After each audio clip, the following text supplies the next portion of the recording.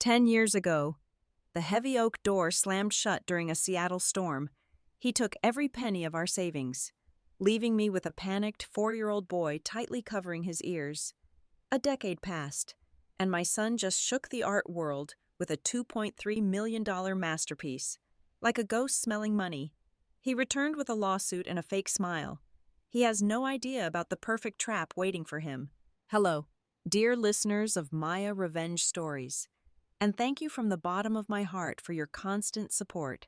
Sadly, YouTube has disabled our channel's monetization, meaning we no longer have the budget to operate and will have to pause uploading new videos here for the time being. Shifting our focus to Patreon.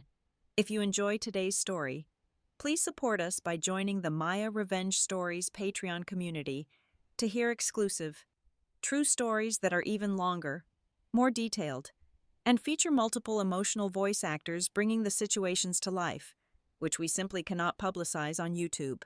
You can join by simply scanning the QR code on your screen or clicking the Patreon link in the description or pinned comment of this video.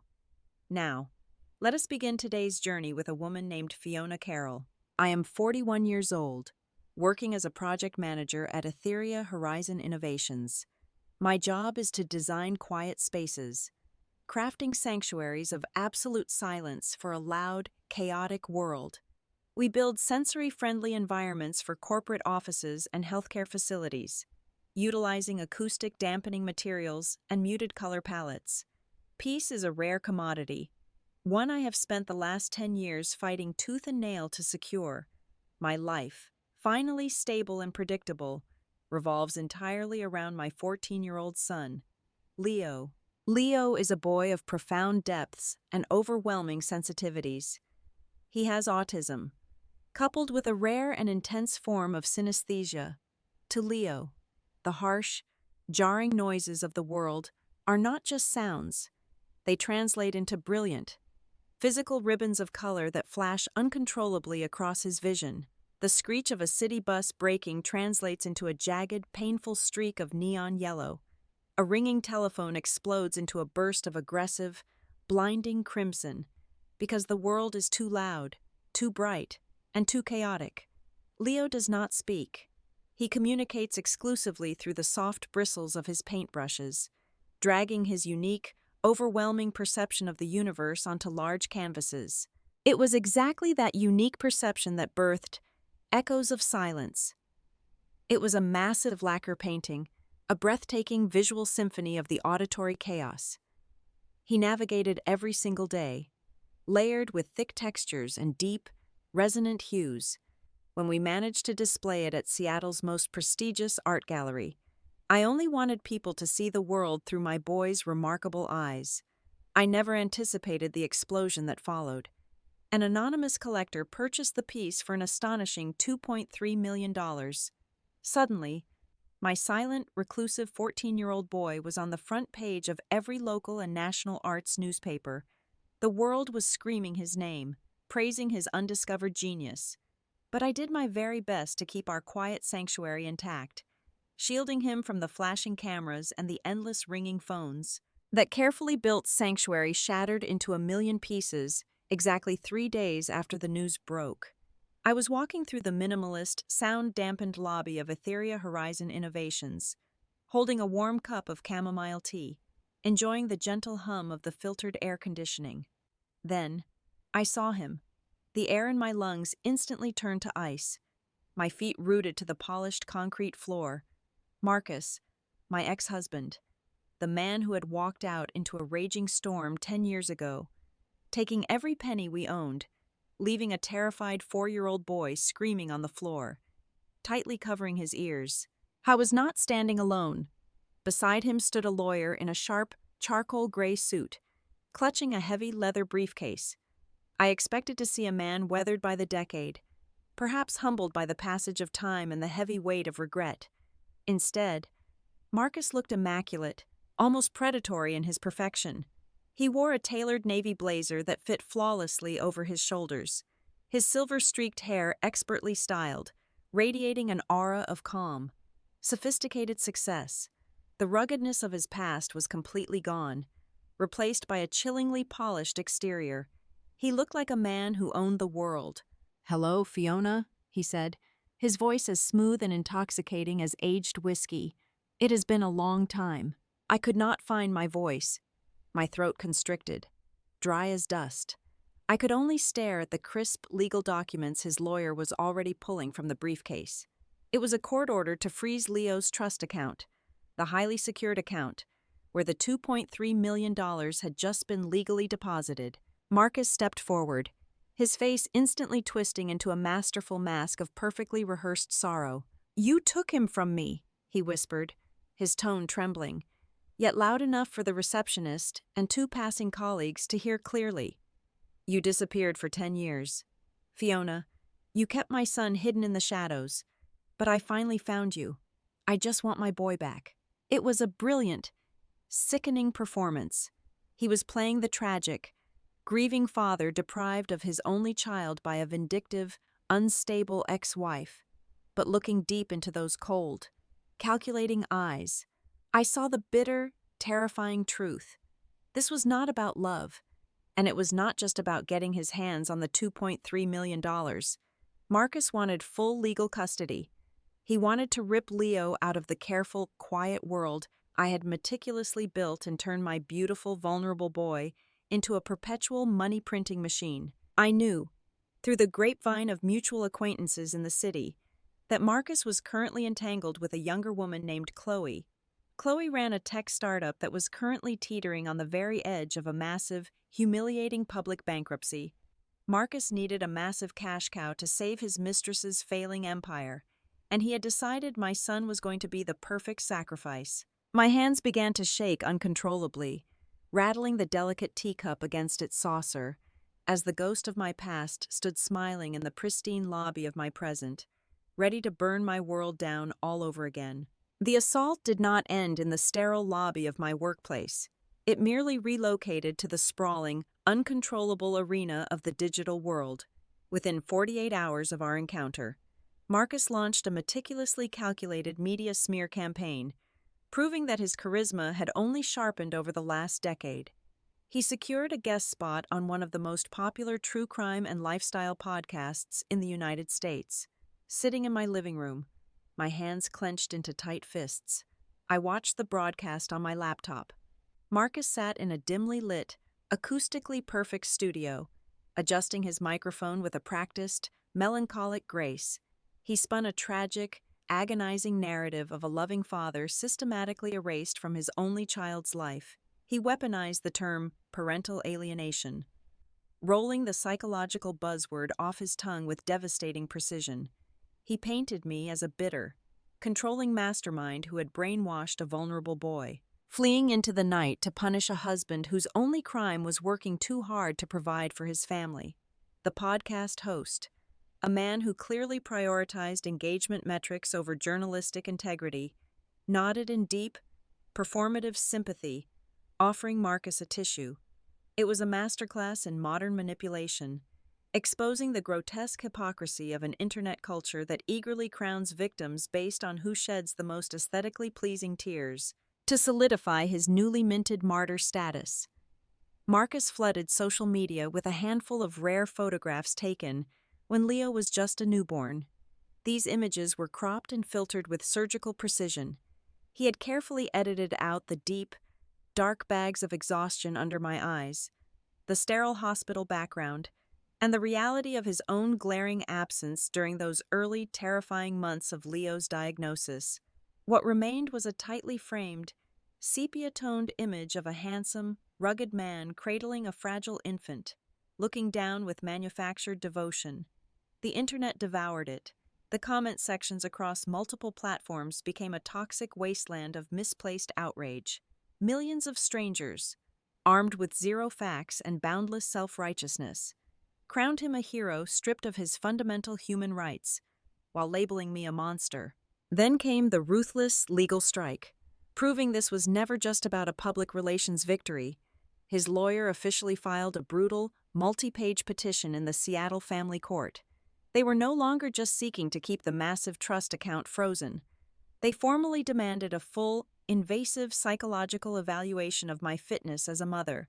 The petition cruelly weaponized my career against me. The legal document claimed my position at Etheria Horizon Innovations required me to work 50 to 60 hours a week, asserting that I left my severely autistic son neglected in the hands of underpaid caretakers and isolated in a silent home. They spun my decade of relentless dedication to providing a specialized, sensory-safe life for Leo into a malicious narrative of corporate ambition and maternal abandonment. But the most vicious, breathtakingly evil argument was yet to come. Marcus did not just want custody to control the money. He wanted to rewrite history entirely and claim my son's genius as his own. In a follow-up press conference that sent shockwaves through the international art community, Marcus calmly stood before a podium and announced that he was the true visionary behind the masterpiece. He boldly claimed that the painting was actually developed directly from a conceptual sketch he had left behind a decade ago before I supposedly chased him away. On national television, he demanded intellectual property rights amounting to 50% of the total value of the artwork. He was staking a legal claim to 50% of $2.3 million, asserting that a disabled child could not possibly possess such complex, abstract reasoning without his biological father's blueprint. To back up this outrageous lie, he presented a physical prop to the flashing cameras. It was a small, yellowed notebook with frayed edges, cracked leather binding, and water-stained pages. He held it up delicately, allowing the high-definition lenses to zoom in on faint, charcoal strokes that chillingly resembled the foundational geometry and emotional flow of Leo's painting. In the bottom corner of the page, a faded date was scribbled in black ink, dated precisely 10 years ago. It was a forgery of terrifying quality. The narrative immediately shifted with neck-breaking speed. The prestigious art critics who had praised my son yesterday were suddenly publishing skeptical think pieces today, questioning the authenticity of autistic savants. The public narrative violently turned against me, painting me as a scheming opportunist who had stolen her ex-husband's intellectual property and slapped her disabled son's name on it to fetch a higher auction price. This media circus inevitably bled into our carefully guarded physical reality. We could no longer turn on a screen or walk past a newsstand without Marcus's face appearing. One afternoon, the television in our living room automatically transitioned to a local news broadcast. Before I could lunge across the coffee table and snatch the remote, Marcus's face filled the screen. His voice echoed through our speakers, projecting that fake, buttery warmth as he spoke about the unbreakable bond he shared with his boy. Leo froze instantly. The vibrant, chaotic colors that constantly danced in his vision through his synesthesia must have instantly turned into jagged, violent blades of static. He let out a low, guttural moan that shattered my heart into 1,000 pieces. He dropped his favorite horsehair paintbrush onto the hardwood floor, his hands flying up to violently press against his ears. He fell to his knees, rocking back and forth on the living room rug. A full-blown panic attack seized him, the sensory overload of seeing the man who had abandoned us, the man whose voice was eternally tied to his earliest, most terrifying memories of chaos and screaming doors, was simply too much for his nervous system to process.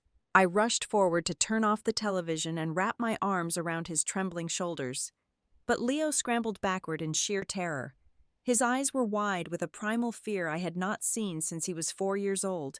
He bolted down the hallway, slamming the heavy wooden door of his bedroom and locking it from the inside. I sat outside his door for 3 agonizing hours, whispering soothing words, pressing my palms against the cold wood, praying he would let me in. The silence inside was thick and terrifying. Finally, I heard a sound that made the blood in my veins run completely cold. It was a harsh, rhythmic scraping noise, like metal violently tearing into fabric. I ran to the garden, grabbed a spare key hidden under a ceramic pot, and forced the bedroom door open. Leo was huddled in the far corner of his room, his breath coming in ragged, shallow gasps. He was not painting. He held a sharp metal box cutter tightly in his right hand. In front of him stood one of his older, unfinished canvases on a wooden easel.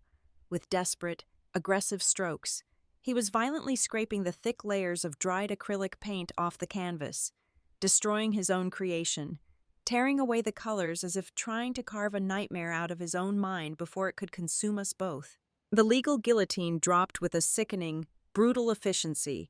Just 48 hours after the violent episode in my son's bedroom, a King County family court judge struck the wooden gavel, permanently altering the trajectory of our lives.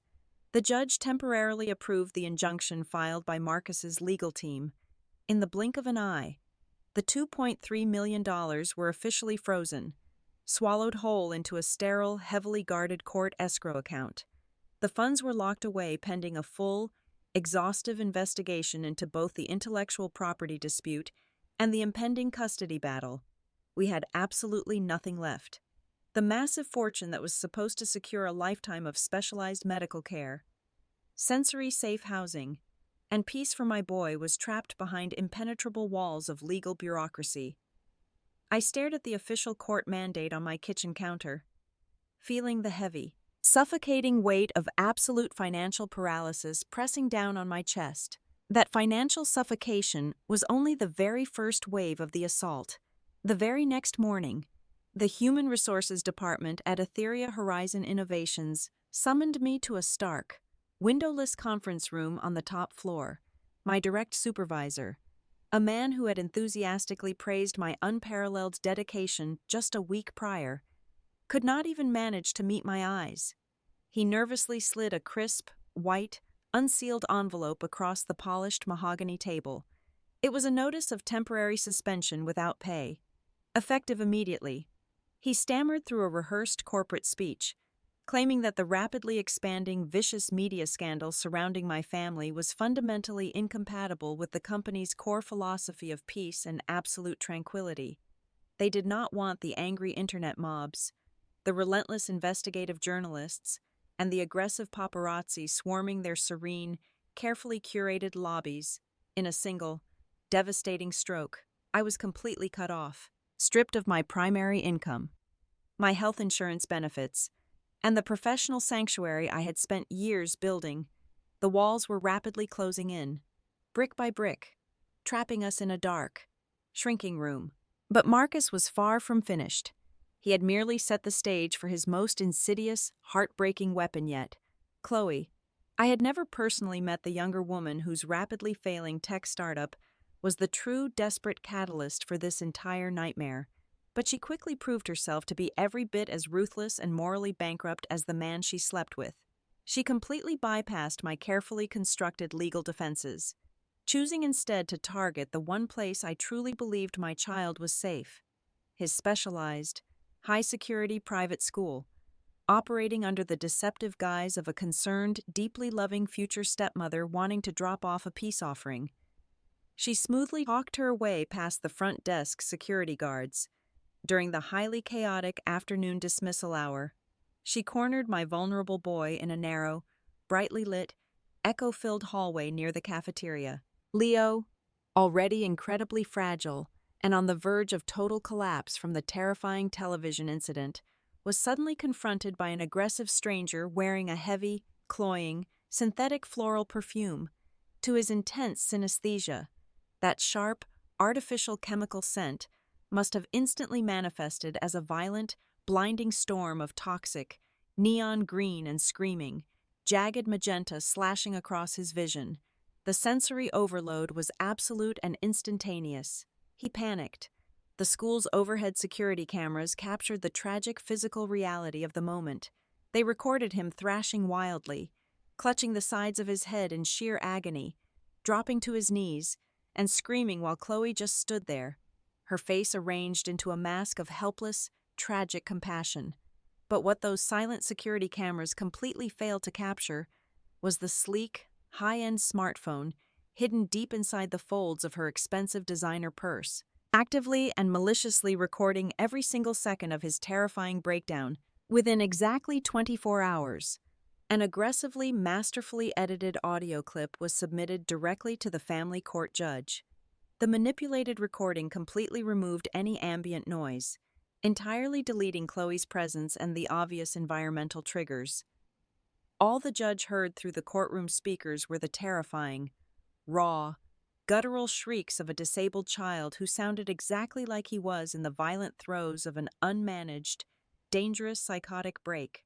Marcus's lead attorney weaponized the tape instantly, filing a devastating emergency motion claiming I was actively, intentionally medically neglecting my son. They aggressively argued that my isolated home environment was causing him severe psychological harm, formally demanding that Leo be immediately and forcibly transferred to a specialized residential psychiatric facility, a locked institutional facility that was, conveniently, entirely chosen and financially controlled by Marcus. I felt the oxygen violently sucked from my lungs. They were coming to legally kidnap my child. Absolute, overwhelming panic pushed me to the very edge of my sanity. I spent several exhausted days frantically consulting with 3 separate, highly paid private forensic document experts, parting with a significant portion of my hard-earned savings to cover their steep fees. I urgently needed them to expose the weathered, aging diary. Marcus had paraded on national broadcasts as a complete fabrication, yet every single specialist delivered the identical, devastating verdict. The fake was a brilliant triumph of deliberate trickery. Somehow, Marcus had obtained an authentic, untouched leather-bound book produced precisely 10 years prior. He utilized a vintage ink mixture that flawlessly and chemically aligned with the specific era in which he alleged to have created the illustrations. Conventional forensic science, the specialists regretfully informed me, could not definitively prove the drawings were made last month rather than 10 years ago. The only way to find out would involve entirely destroying the physical paper evidence with harsh chemical testing, something the strict family court judge would absolutely never allow. The trap was perfectly constructed, without a single visible flaw. Every possible exit was permanently bricked up. I was drowning in a suffocating sea of fabricated truths, forced to stand by and watch my son's entire future slip straight through my trembling, powerless fingers. It was undeniably the darkest, most agonizing night of my entire life.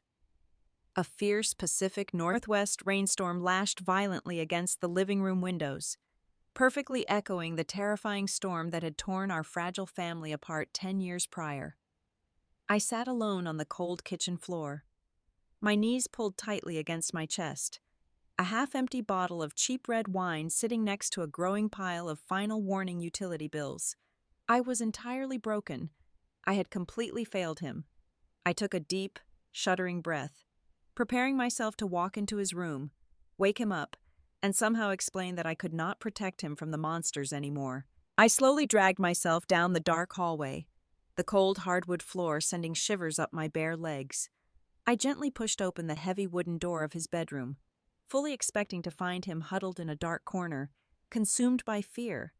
Instead, the room smelled sharply of pine resin, mineral spirits, and something entirely unfamiliar, almost metallic.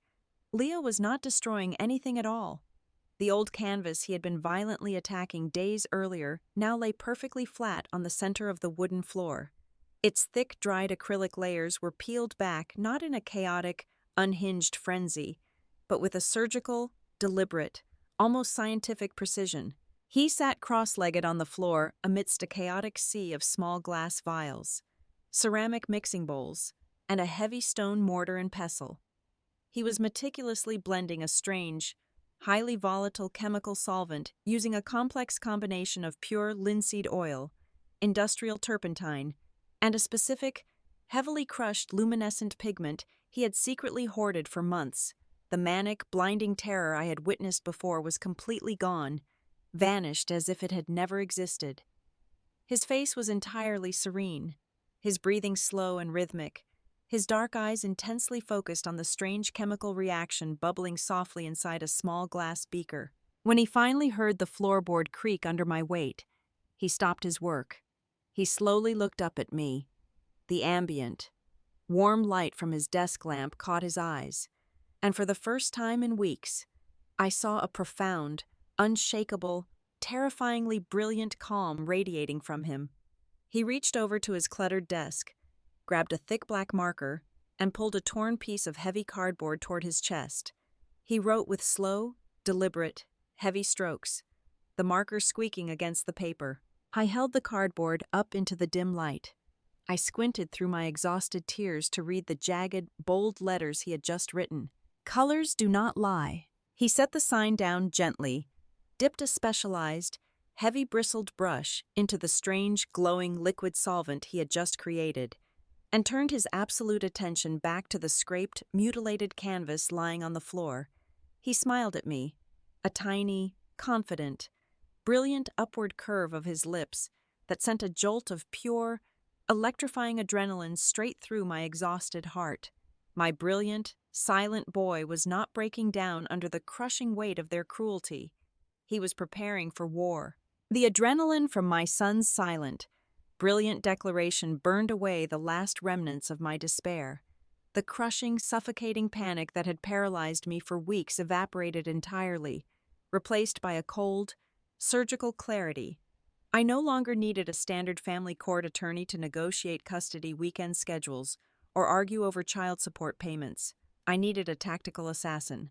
That was exactly when I found Valerie. Valerie was a former senior investigator for a federal financial crimes unit who had recently transitioned into high-stakes private practice. I pawned my grandmother's vintage diamond wedding ring and sold my heavily used car just to secure her initial retainer fee. Walking into her austere, heavily glass-paneled office, I did not receive a warm cup of tea or a sympathetic tilt of the head. Valerie dealt exclusively in hard data, digital footprints, and the ruthless exploitation of human greed. I handed over every single box of financial records I possessed, begging her to look past the current media circus and dig directly into the bedrock of that stormy night, 10 years ago. It took Valerie exactly 72 hours of relentless, highly illegal backdoor digital tracing to unearth a truth that turned the blood in my veins into absolute ice. Marcus had not just walked out the door empty-handed, overwhelmed by the tragic burden of a disabled child, as he so tearfully claimed on national television.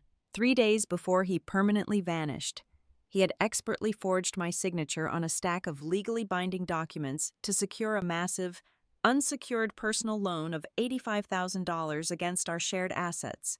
He had rapidly drained those funds, converted the cash into untraceable offshore accounts, and left me holding the devastating financial bag. I suddenly remembered that horrific night with crystalline clarity. I remembered the chaotic, violent mess he had left behind in my old art studio. I remembered a massive pile of torn, shredded documents scattered violently across the paint-stained floor like dirty snow. At the time, completely consumed by a screaming 4-year-old and a broken heart. I assumed they were just his failed, useless business proposals. I had swept them into a large black trash bag, but Leo, my sweet, intensely observant boy, who always found deep sensory comfort in sorting unique textures and shapes, had quietly salvaged those torn scraps from the garbage when I was not looking. While Valerie and I quietly constructed a bulletproof legal armory, Leo made a highly unusual, formal request through his communication tablet. He demanded that his frozen masterpiece be temporarily transported from the gallery vault directly back to a secure working space for one final, absolutely necessary finishing touch, because the artwork was now legally bound to the locked escrow account containing the $2.3 million. The family court judge only permitted this action under the strict, unbroken supervision of a legally appointed trustee. For 6 agonizing hours, a bored, middle-aged court official in a cheap brown suit sat in the corner of a sterile, heavily guarded room.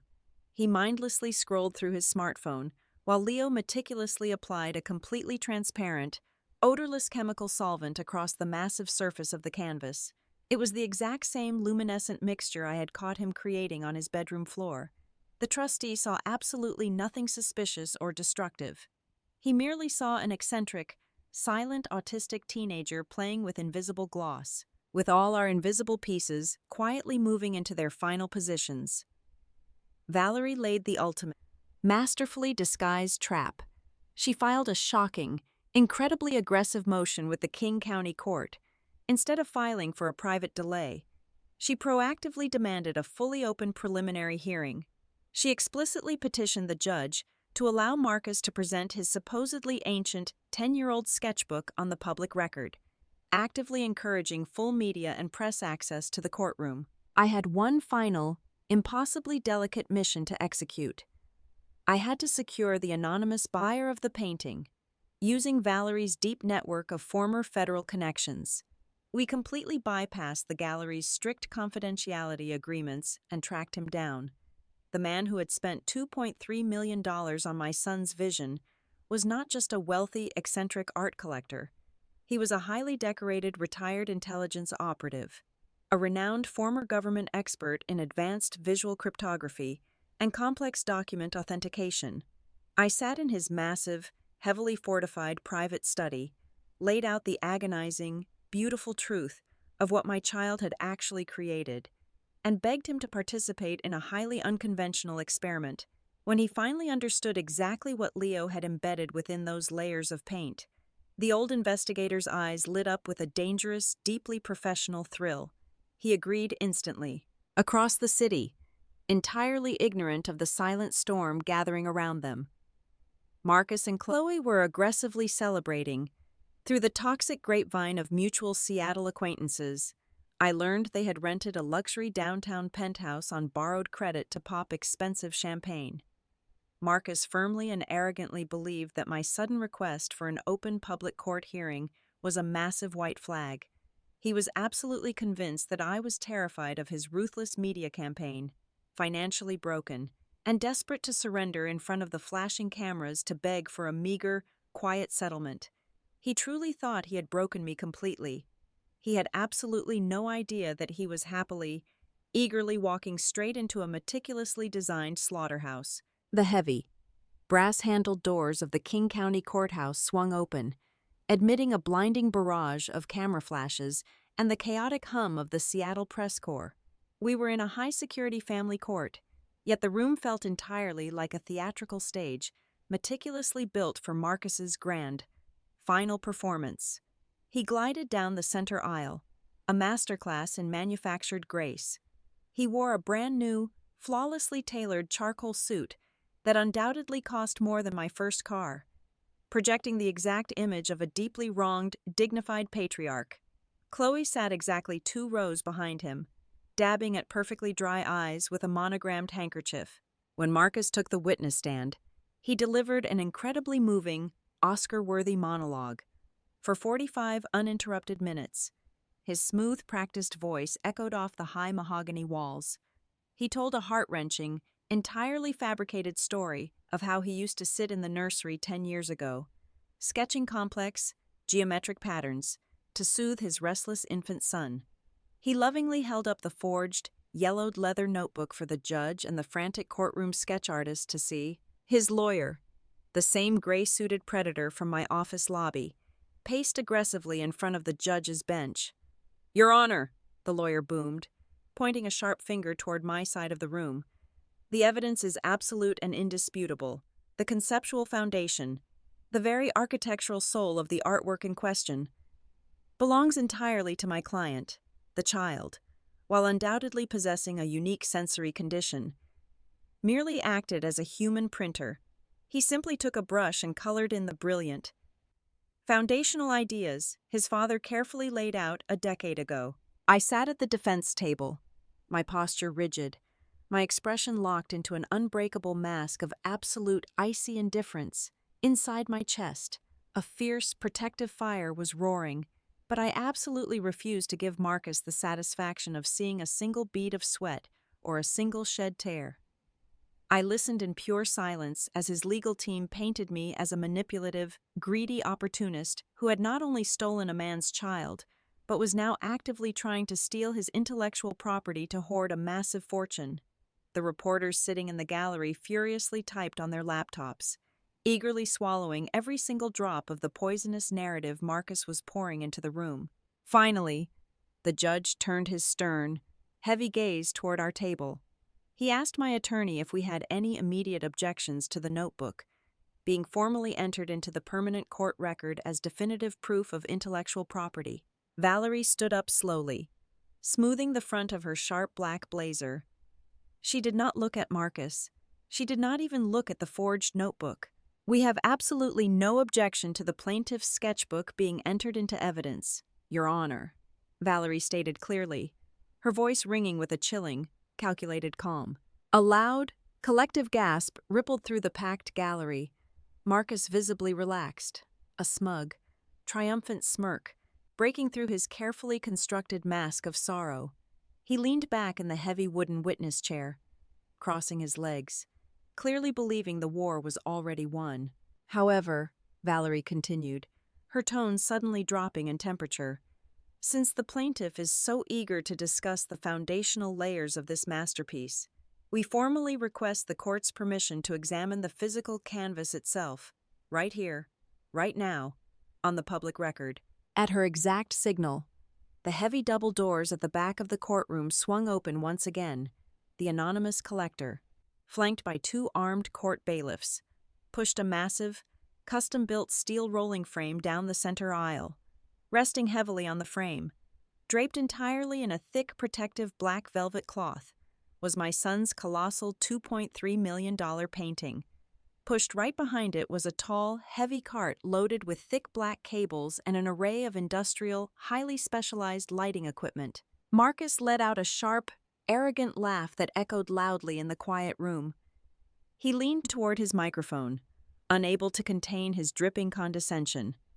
"Your Honor, I strongly object to this ridiculous theatrical circus. My ex-wife is clearly unhinged.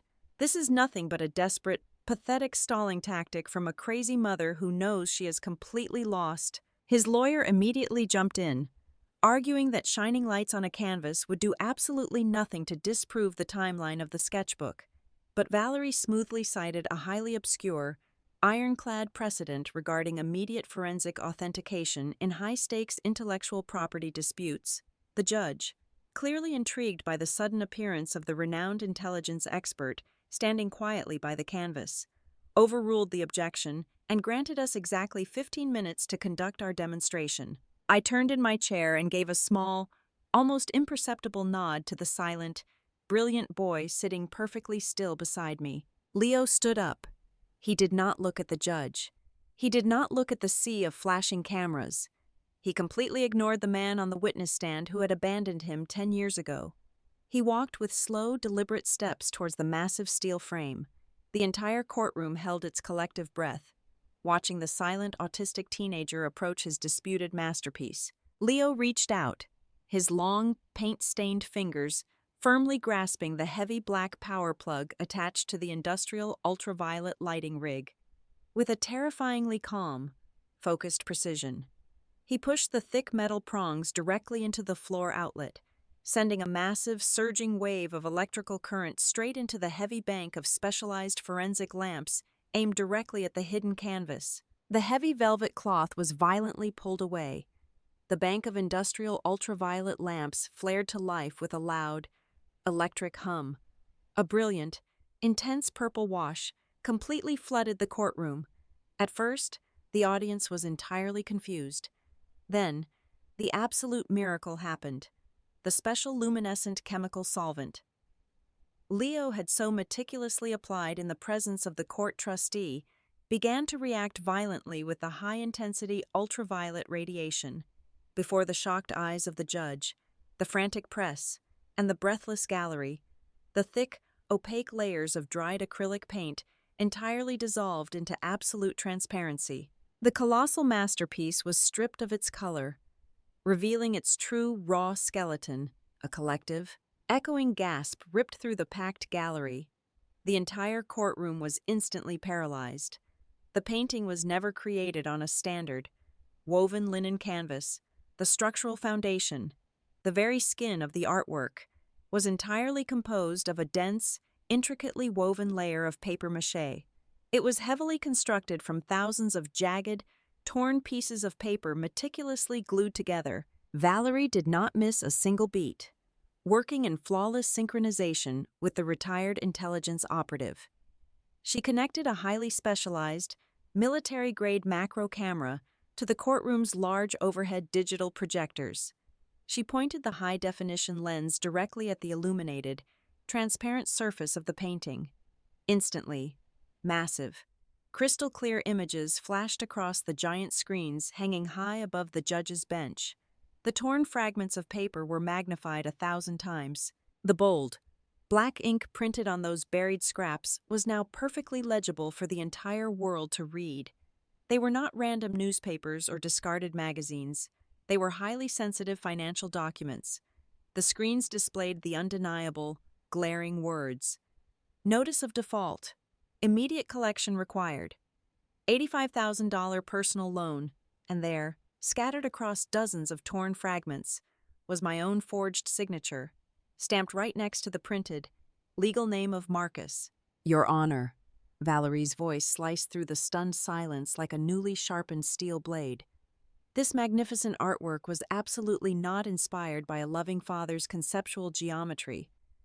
It was physically, literally constructed from the devastating financial ruin he deliberately left behind. 10 years ago, the plaintiff shredded the evidence of his massive, fraudulent loan and abandoned his family. What he did not realize was that his heavily autistic 4-year-old son, who found deep sensory comfort in gathering torn textures, meticulously collected every single scrap of that shredded evidence from the garbage.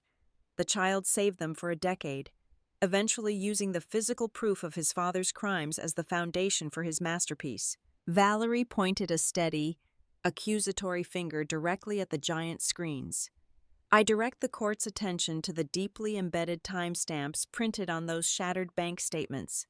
They are dated exactly 10 years ago. They form the absolute base layer of the paint.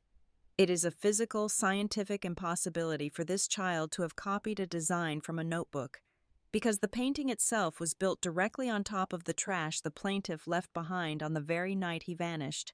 Marcus's perfectly tanned face completely drained of blood, transforming into a sickly, terrifying shade of ash. He violently gripped the wooden edges of the witness stand, his knuckles turning pure white. He opened his mouth to speak, to spin another beautiful, desperate lie.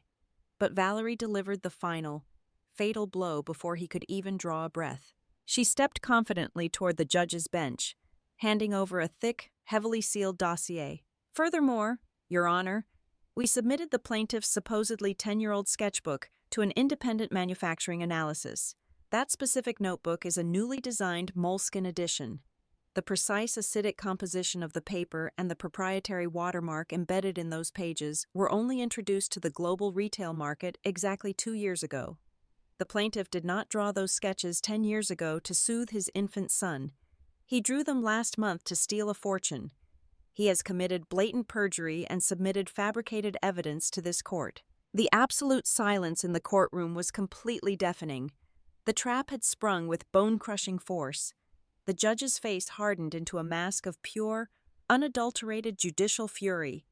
He violently struck his heavy wooden gavel against the sounding block, the sharp crack echoing like a gunshot. Case completely dismissed with extreme prejudice, the judge roared, his voice shaking the heavy mahogany walls. The injunction is immediately lifted. The trust account containing the $2.3 million is fully unfrozen and returned to the sole control of the defense, bailiffs. You are ordered to immediately place the plaintiff under arrest for multiple counts of aggravated perjury and the deliberate fabrication of evidence. Furthermore, I am officially referring the financial evidence discovered today to the district attorney to immediately reopen a criminal investigation into the $85,000 fraud committed 10 years ago. Total, absolute chaos erupted. The press gallery exploded into a frenzy of shouting reporters and blinding camera flashes, hearing the judge's ruling. Chloe instantly realized her golden ticket had just turned into a massive prison sentence. Without a single backward glance, she scrambled frantically out of her wooden pew. Her high heels clicked rapidly against the marble floor as she violently pushed her way through the heavy double doors, fleeing the courtroom in absolute terror and abandoning Marcus to his fate. "No, wait, you cannot do this!" Marcus screamed, his carefully manicured facade completely shattering into pathetic, ugly desperation. He looked wildly around the room, desperately calling out his lawyer's name, but the sharp-suited attorney was already rapidly shoving his documents into his leather briefcase, aggressively backing away from the witness stand to distance himself from his newly radioactive client. Two heavy-set court bailiffs flanked Marcus, grabbing his arms with zero gentleness. The sharp, metallic click of heavy steel handcuffs locking securely around his wrists was the most beautiful, deeply satisfying sound I had ever heard in my entire life. I did not stay to watch him get dragged away. I gently touched my son's shoulder. Leo turned away from the blinding ultraviolet lights, his face completely serene and beautifully untroubled. We walked together down the center aisle, passing the frantic reporters and the completely broken man screaming in the background. We pushed open the heavy brass doors and stepped out into the blinding, glorious Seattle sunshine. The storm was finally over.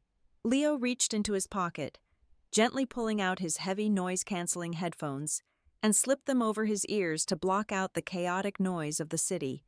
He reached out and tightly gripped my hand. We walked forward together, leaving the ghost of our past locked away forever, proving once and for all that true art is born from the resilience of those who stay, never from the cowards who leave. Thank you so much, dear listeners, from the very bottom of my heart for staying with us until the very end of this journey. I would love to know, where in the world are you listening to this story from today? Please let me know in the comments. As a reminder, because YouTube has disabled our monetization, we simply do not have the budget to upload new videos here for the foreseeable future. We are transitioning entirely to Patreon. If you found today's story powerful, please help keep our team alive by joining the Maya Revenge Stories Patreon community. There, you can listen to the absolute best, longest, and most detailed exclusive true stories that we simply cannot publicize on YouTube. You can easily join us by scanning the Patreon QR code currently on your screen, or by using the Patreon link provided in the description and the pinned comment below. Thank you again, and stay strong.